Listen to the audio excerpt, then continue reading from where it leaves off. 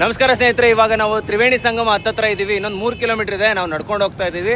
ಒಂದು ತ್ರಿವೇಣಿ ಸಂಗಮಕ್ಕೆ ನಾವು ಡೈರೆಕ್ಟ್ ಆಗಿ ಬಂದ್ವಿ ಮ್ಯಾಪ್ ಮುಖಾಂತರ. ಒಂದು 15 ಕಿಲೋಮೀಟರ್ ಹಿಂದೆ ನಾವು ಪಾರ್ಕ್ ಮಾಡ್ಬಿಟ್ಟು ಅಲ್ಲಿಂದ ಸ್ಕೂಟಿ ಬೈಕ್ ಬರ್ತದೆ. ಅಂದ್ರೆ ಅದು ಅವರು ಅವರೆಲ್ಲ ಅವ್ರು ಕರ್ಕೊಂಡ್ಬಂದು ಇಬ್ಬಿಬ್ರು ಹಾಕೊಂಡ್ ಹೋಗಿ ಕರ್ಕೊಂಡ್ಬಿಡ್ತಾರೆ. ಅವ್ರು ಕೇಳ್ತಾರೆ 200-300 ಕೇಳ್ತಾರೆ. ನಿಮ್ ಸ್ವಲ್ಪ ನೀವು ಮಾತಾಡ್ಕೊಂಡು ನೀವು ಮಾತಾಡ್ಕೊಂಡು ನಮ್ 100 ರೂಪಾಯಿ ಕೊಟ್ಟ ನೀವು ಮಾತಾಡ್ಕೊಂಡು ನೀವು ಕಮ್ಮಿಯಾಗಿ ಕೊಟ್ಕೊಂಡು ಸೇಫ್ಟಿ ಆಗಿ ಬನ್ನಿ. ಅದಾದ್ಮೇಲೆ ಆಟೋ ಕೇಳಿದ್ವಿ, ಆಟೋ 800-1000 ಹೇಳಿದ್ರು. ನಾವು ಬೈಕಲ್ಲಿ 100 ರೂಪಾಯಿ ಕೊಟ್ಟು ಬಂದ್ವಿ.